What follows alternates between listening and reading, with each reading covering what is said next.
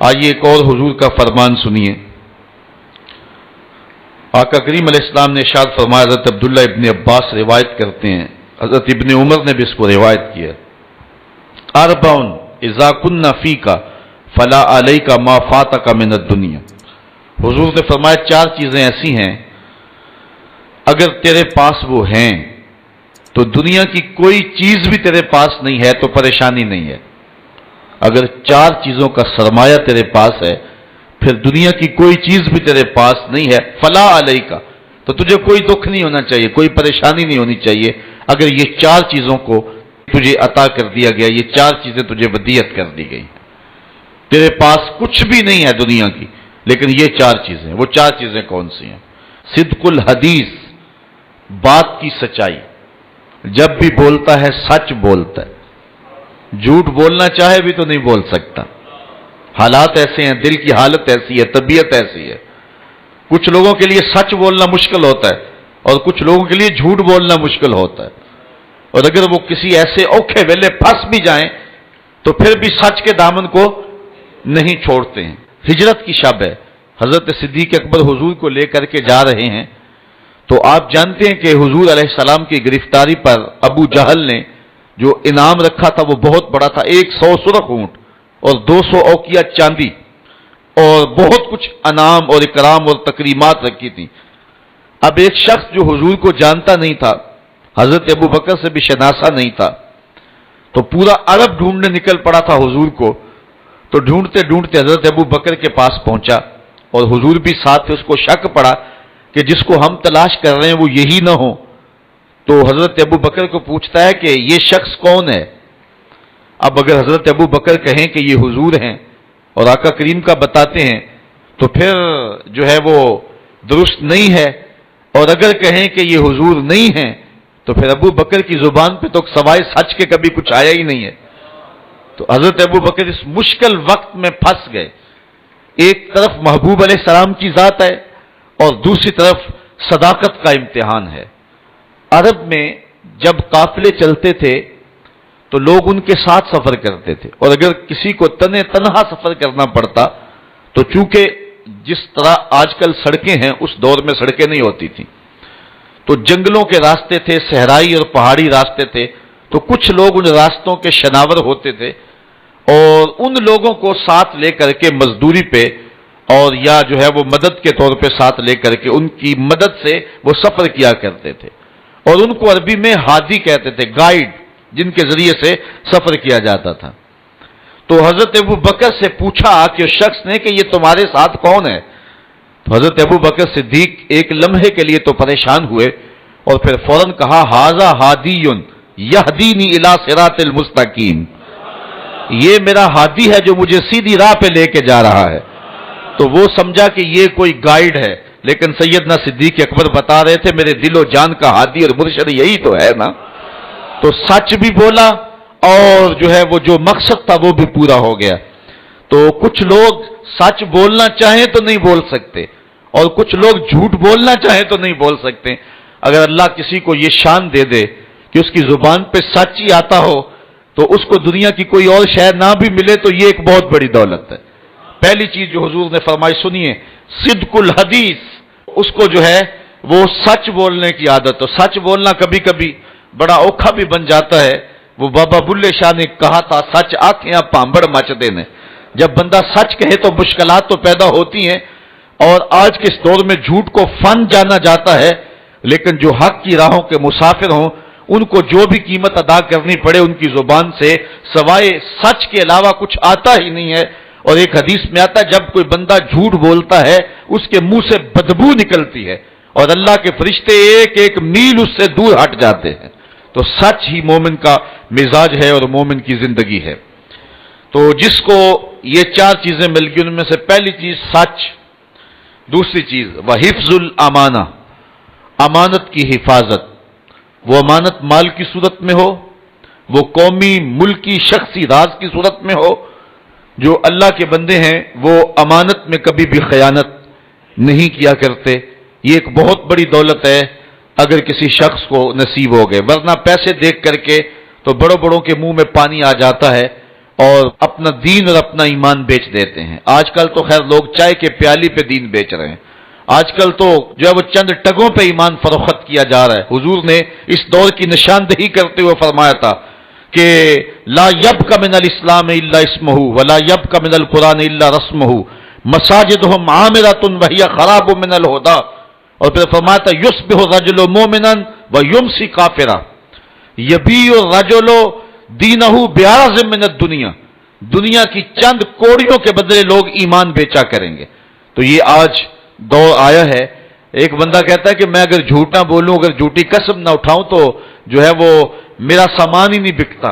واقعی تیرا سامان نہیں بکتا، چونکہ تیرا مقسوم حرام لکھ دیا گیا ہے۔ اگر تو سچ بولنے کی عادت اختیار کر لیتا تو اللہ سچائی میں وہ برکت رکھی ہے جو کسی اور شے میں نہیں رکھی ہوئی ہے۔ اس لیے ہر لمحہ ہر ساتھ امانت کے اندر خیانت سے بچنے کا ذہن ہونا چاہیے، اور اللہ تعالیٰ مدد فرماتا ہے۔ تیسری چیز وحسن الخلق، اور حسن خلق، اچھا خلق اور ایک دوسرے کے ساتھ جو ہے وہ اچھائی اور برتاؤ کا اچھا طریقہ۔ ہم نے خلق کا مفہوم صرف یہ سمجھ لیا ہے کہ کسی کو ہنس کے ملنا یہ اچھا خلق ہے، یہ خلق میں شامل ضرور ہے، لیکن صرف ہنس کے ملنا اور پھر جڑیں کاٹتے رہنا، خیانت کرنا اور پشت کے پیچھے جو ہے وہ غیبت کرنا اور اس کو نقصان پہنچانے کی کوشش کرنا، یہ منافی ہیں ساری چیزیں حسن خلق کی۔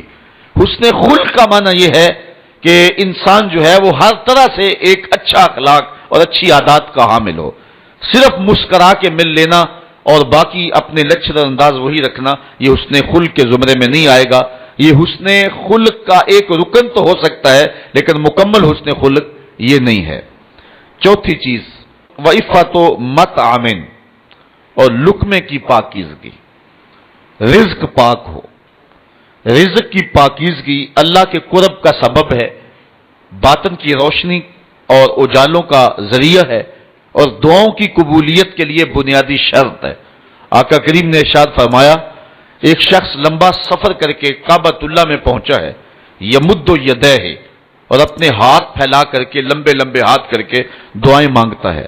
اللہ کا گھر سامنے ہے اور ہاتھ اس نے لمبے اشعث اغبرا، اس کے کپڑے پھٹے ہوئے ہیں، چہرے پہ گرد پڑی ہوئی ہے لمبے سفر کی وجہ سے، حالت فقیرانہ بنی ہوئی ہے، ہاتھ بھی لمبے ہیں اور کعبۃ اللہ کے سامنے کھڑا ہے۔ وہ مطعمہ حرام و ملبسہ حرام و مشربہ حرام و غذی بالحرام، لیکن جو کھایا ہے وہ حرام کا، جو پیا وہ حرام کا، جو لباس پہنا وہ حرام کا، جو غذا دی گئی ہے اس کو وہ حرام کی۔ فَأَنَّا يُسْتَجَابُ لِذَلِكَ، حضور فرماتے ہیں بتاؤ اس کی دعا کیسے قبول ہوگی۔ سفر کی حالت بھی ہے، لمبا سفر بھی کاٹا ہے، دکھ مصیبت بھی صحیح ہے، کعبۃ اللہ کے سامنے بھی کھڑا ہے، لیکن دعا قبول نہیں ہوگی۔ اگر لوگوں کا حق مار کے غصب کر کے عمرہ کرنے چلے جائیں، حج کرنے چلے جائیں تو تمہاری باتیں منہ پہ ماری جائیں گی۔ یہ انداز ہے اللہ تعالیٰ کے ہاں قبولیت کا کہ لقمہ پاک ہونا چاہیے۔ جس کا لقمہ پاک نہیں ہوتا اس کی اپنی دعائیں بھی قبول نہیں ہوتی اور اس کے حق میں نیک لوگوں کی دعائیں بھی قبول نہیں ہوتی۔ تو یہ پہلی شرط ہے زندگی کے اندر قبولیت دعا کی۔ تو یہ چار چیزیں حضور نے فرمایا جس کو مل گئیں، کون کون سی؟ ایک بات میں سچائی، دوسرا امانت میں حفاظت، تیسرا حسن خلق، اور چوتھا رزق کی پاکیزگی۔ اس کے علاوہ اس کو دنیا کی کوئی بھی شے نہیں ملی تو وہ گھاٹے میں نہیں ہے، اور اگر کسی کے پاس یہ چار چیزیں نہیں ہیں، باقی کائنات کی ہر شے اس کے پاس ہے تو وہ کوڑی مول نہیں اس کا، اور اللہ کے نزدیک اس کی کوئی قدر و قیمت نہیں ہے۔ یہ چار چیزیں خوش نصیب لوگوں کا مقسوم ہے۔ اب بد نصیب لوگوں کا مقسوم دیکھیے کیا ہے۔ اربعن من کنا فیہ کان منافقا خالصا، حضور نے ارشاد فرمایا، حضرت ابن عمر روایت کرتے ہیں، بخاری مسلم دونوں نے اپنی اپنی اسناد کے ساتھ اس کو روایت کیا، حدیث صحیح ہے۔ حضور نے ارشاد فرمایا کہ جس شخص کے اندر چار چیزیں ہیں وہ پکا منافق ہے، منافقاً خالصاً، وہ خالص منافق ہے۔ یہاں تو یہ لفظ ہیں، ایک حدیث میں آتا ہے بین صلی وسامہ، اگرچہ وہ نماز بھی پڑھے اور روزے بھی رکھے، لیکن بخاری اور مسلم کی حدیث کے اندر یہ لفظ نہیں ہے۔ یہاں اتنے لفظ بیان فرمائے گئے ہیں، اربعن من کن فیہ کان منافقا خالصا، جس شخص کے اندر یہ چار چیزیں ہیں وہ خالص منافق ہے۔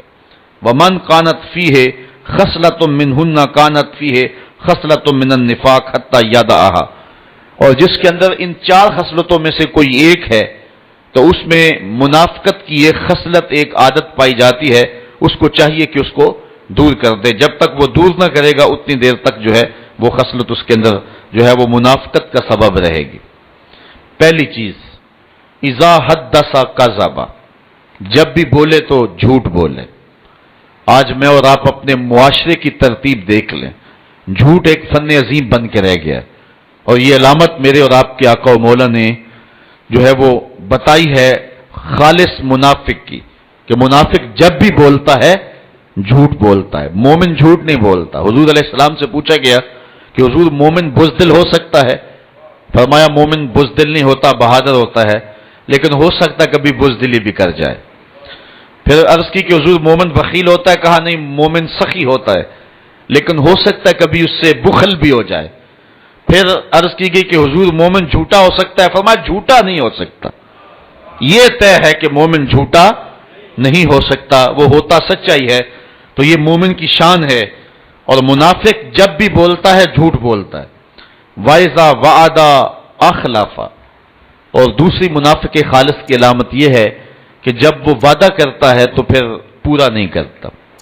آج کل تو جس سے وعدہ کریں لوگ کہتے ہیں اللہ کرے وہ ماری جائے، جس کو پیسے دینے ہو کہتے ہیں کہ وہ تو کسی ایکسیڈنٹ کسی حادثے میں فوت ہو جائے، مجھے دینے ہی نہ پڑیں۔ آج کل تو حالات اس سے بھی آگے جا رہے ہیں۔ تو یہ منافقانہ روش ہے کہ وعدہ کیا جائے پھر اس کو پورا نہ کیا جائے۔ تیسری بات، وَإِذَا عَاهَدَ غَدَرَ، اور جب وہ کوئی عہد کرتا ہے تو پھر وہ پورا نہیں کرتا، عہد کی پاسبانی نہیں کرتا، غداری کر جاتا ہے۔ جو عہد کیے ہوئے ہوں ان کو ہر صورت میں قائم رکھنا پڑتا ہے۔ غزوہ بدر کے موقع پہ حضرت حسین رضی اللہ تعالی عنہ اور ان کے بیٹے یہ مکے سے ہجرت کر کے مدینے کی جانب آ رہے تھے۔ راستے کے اندر کافروں نے انہیں پکڑ لیا اور اس شرط پہ چھوڑا کہ مسلمانوں کے ساتھ ہو کر کے ہمارا مقابلہ نہیں کرو گے۔ انہوں نے وعدہ کر لیا، عہد ہو گیا۔ جب پہنچے تو اس وقت حضور علیہ السلام بدر کے مقام پہ تشریف فرما تھے، اور یہ بھی بدر کے موقع پہ اپنے آقا و مولا سے جا کے ملے۔ تو حضرت حسین رضی اللہ تعالی عنہ اور ان کے فرزند ارجمند رضی اللہ تعالی عنہ انہوں نے عرض کی کہ حضور ہمیں کافروں نے راستے میں پکڑ لیا تھا، اور ہمارا ان سے یہ معاہدہ ہوا ہے کہ ہم مسلمانوں کے ساتھ مل کر کے تمہارے خلاف نہیں لڑیں گے، تو ہمارے لیے کیا حکم ہے؟ تو ایک ایک بندے کی بدر میں ضرورت تھی، اور کافر 950 تھے اور مسلمانوں کی تعداد جو ہے وہ 313 تھی، اور ان میں سے بھی کچھ لوگوں کو حضور نے واپس کسی کام کے لیے مدینہ المنورہ میں بھیجا تھا، حضرت عثمان تھے، حضرت ابو لبابہ یا دیگر صحابی۔ تو ایک ایک فرد کی ضرورت تھی، اور 2 بندے مل گئے، بہت غنیمت تھی، اور معاہدہ کافروں کے ساتھ ہوا تھا، مومنوں کے ساتھ نہیں ہوا تھا۔ لیکن آقا کریم علیہ السلام نے فرمایا کہ تم ہمارے ساتھ رہو گے لیکن تم لڑ نہیں سکو گے۔ معاہدے کی پاسبانی کا درس عین جنگ کی حالت کے اندر آقا کریم علیہ السلام نے لوگوں کو دیا، اور یہ میرے اور آپ کے آقا و مولا حضور نبی رحمت صلی اللہ علیہ وسلم کی روشن زندگی ہے۔ آقا کریم علیہ السلام نے کسی سے وعدہ کیا کہ میں تمہارے انتظار میں یہاں کھڑا ہوں، وہ جا کے بھول گیا، اور حضور علیہ السلام 3 دن تک اس کے انتظار کے لیے وہیں کھڑے رہے، صرف قضائے حاجت اور نماز کے لیے جاتے، پھر آ کے وہیں کھڑے ہو جاتے، اور 3 دن کے بعد جب وہ شخص اس کو اچانک یاد آیا تو وہ پلٹا تو دیکھا حضور کھڑے ہیں۔ تو آقا کریم علیہ السلام کے پاس آیا تو شرمندہ تھا۔ حضور علیہ السلام نے صرف اتنا جملہ کہا، صاحب تو نے تو مجھے مشقت میں ڈال دیا، تو نے تو مجھے مشقت میں ڈال دیا۔ تو یہ ہے ایک نبی کی زندگی کا رنگ، اور منافق جب بھی وعدہ کرتا ہے تو پورا نہیں کرتا، جب عہد کرتا ہے تو عہد توڑ دیتا ہے۔ وَإِذَا خَاصَمَ فَجَرَ، اور جب وہ لڑتا ہے تو گالیاں بکتا ہے۔ الجھاؤ، اختلاف رائے، یہ زندگی میں اور معاشرے کے اندر ایک دوسرے سے پیدا ہو جاتا ہے، لیکن جب کسی سے الجھاؤ پیدا ہو جائے، کسی سے لڑائی پیدا ہو جائے، تو اس لڑائی میں جو ہے وہ گالی گلوچ کرنا یہ مومن کا طریقہ نہیں ہے، بلکہ ناراضگی اختیار کر لی جائے، خاموشی اختیار کر لی جائے۔ اور وہ بھی 3 دن سے زیادہ ناراض رہنے کا حکم نہیں ہے. 3 دن کے بعد فرمایا گیا کہ جو صلح میں پہل کرے گا وہ جنت میں بھی پہلے جائے گا. حضرت امام حسین رضی اللہ تعالیٰ عنہ کے بھائی ہیں حضرت محمد بن حنفیہ رضی اللہ تعالیٰ عنہ.